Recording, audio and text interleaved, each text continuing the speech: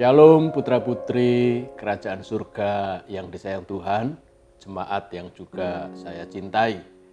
Seri pesan penggembalaan ke-15 kali ini kita akan belajar satu tema, yaitu tetap berharap saat tengkurap.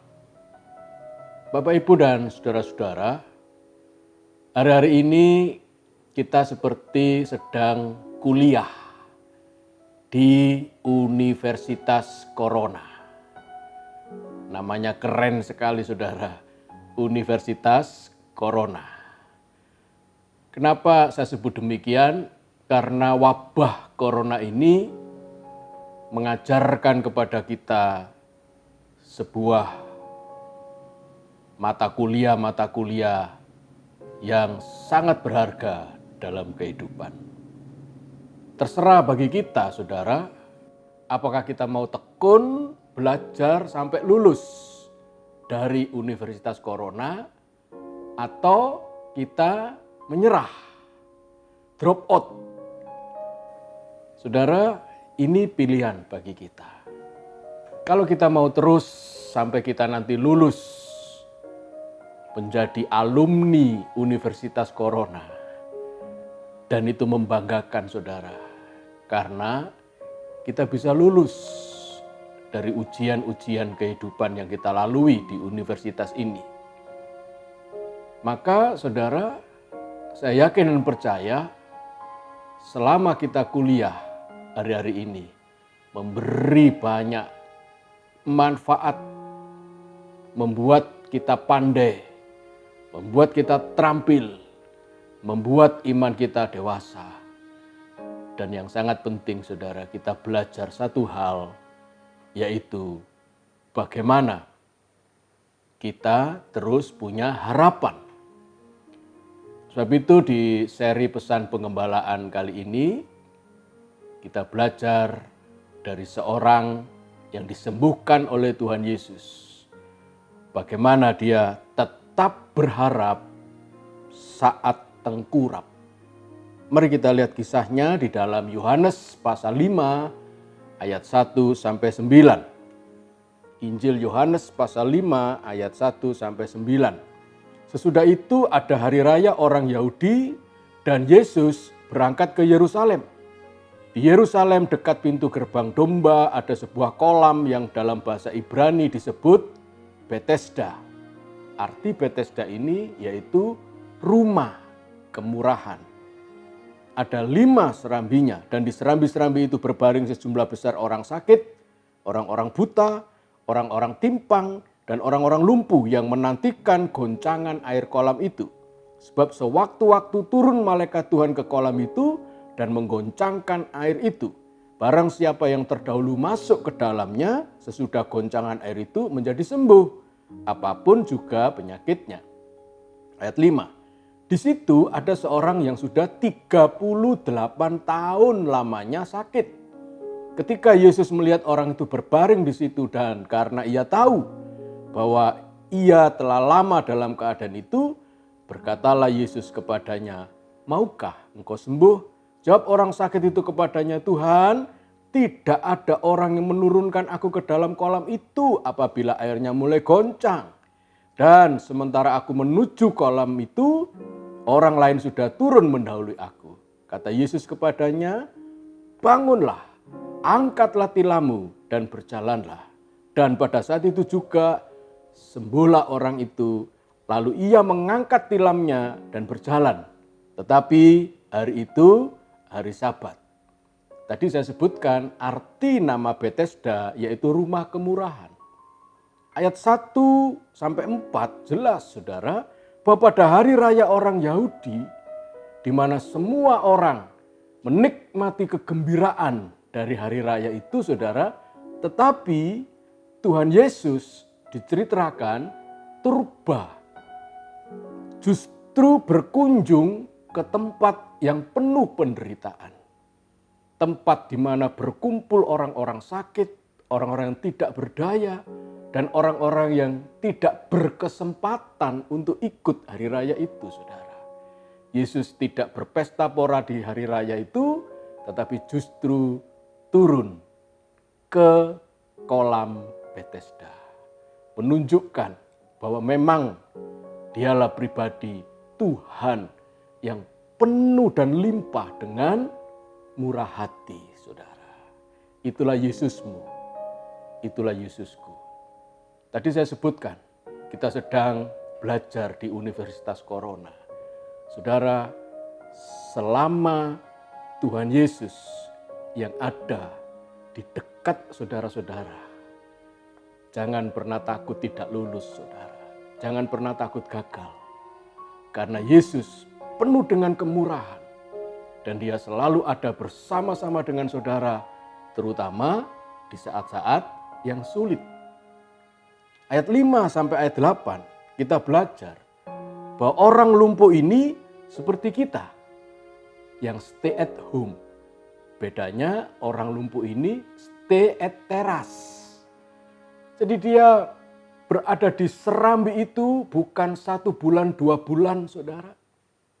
38 tahun lamanya dia berada stay at home, stay at teras di serambi Salomo itu, saudara. Dalam kondisi lumpuh tidak berdaya. Bedanya dengan kita, saudara. Kita 2 bulan saja sudah tidak betah. Aduh, kapan ini selesai? Kapan saya bisa keluar rumah lagi? Kapan saya bisa kumpul-kumpul ke kafe, nge-mall, bisa menikmati keadaan-keadaan sebelum corona ini terjadi. Saudara, kita sudah tidak kerasan.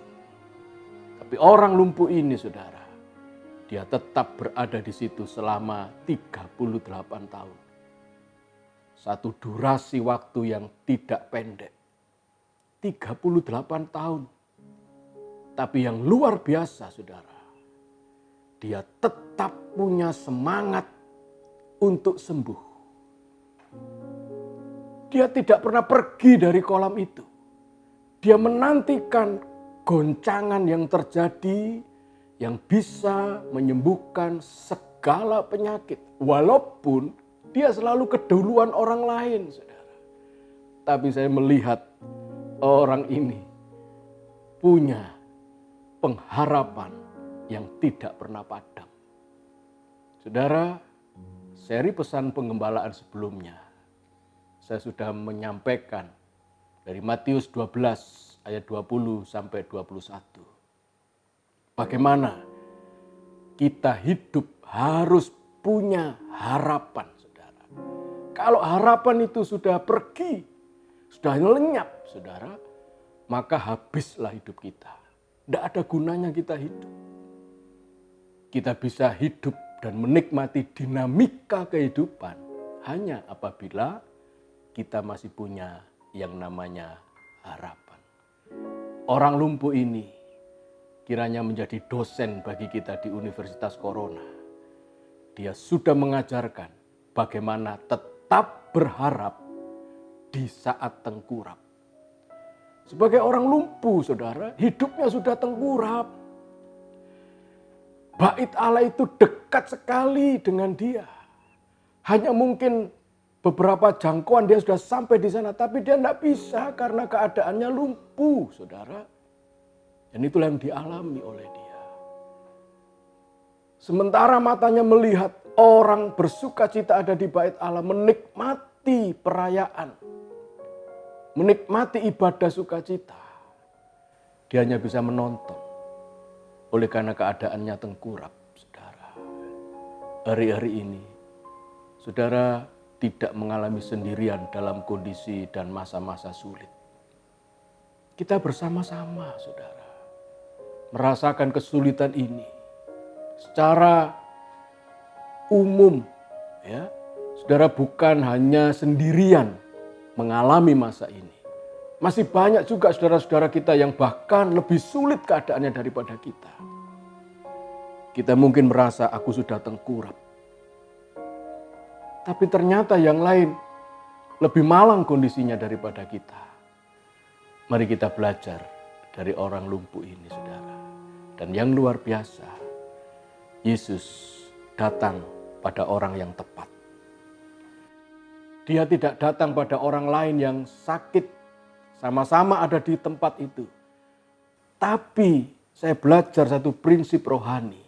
Ketika ada orang yang tetap berharap meskipun kondisinya tengkurap, saudara, Yesus datang. Yesus menjumpai dia. Ayat di Roma pasal 4 ayat 18 bagian A. Roma 4 ayat 18 bagian A.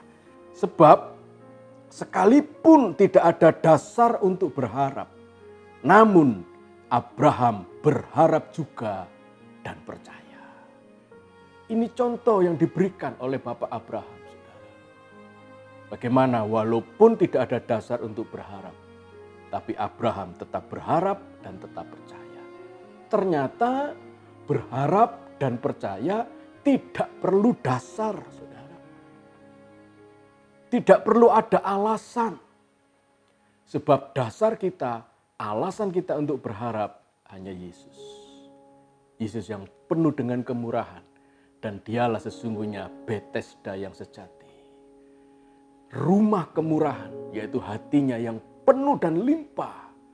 Dengan kemurahan bagi saudara, dia pasti datang kepada kita. Ayat yang ke-9.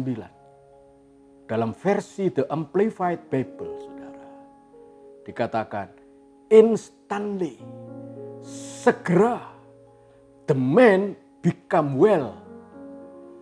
Orang lumpuh itu menjadi sehat, menjadi sembuh, menjadi baik. Instantly, segera, tidak perlu menunggu waktu yang lama. Tidak perlu bahkan menunggu kolam itu tiba-tiba tergoncang. Tapi ada sumber kesembuhan di depannya. Instantly, the man become well and recovered his strength. Menjadi sembuh dan mendapatkan kembali kekuatannya. Yesus pun sanggup memulihkan, merecover kekuatan saudara, kekuatan kita. Gara-gara wabah COVID-19 ini, kehidupan ekonomi kita mungkin sudah lumpuh, bahkan tengkurap. Jangan pernah khawatir, instantly, dengan segera Yesus akan menolong kita dan kita mendapatkan kembali kekuatan kita. Amin. Perjumpaan dengan Yesus mendatangkan mujizat pemulihan yang heran, dan mari kita terus bertahan, beriman pada Tuhan Yesus. Instantly, you become well and you recovered your strength. Tuhan memberkati putra-putri kerajaan surga. Mari kita akan menyanyikan pujian Yesus hanya sejauh doa.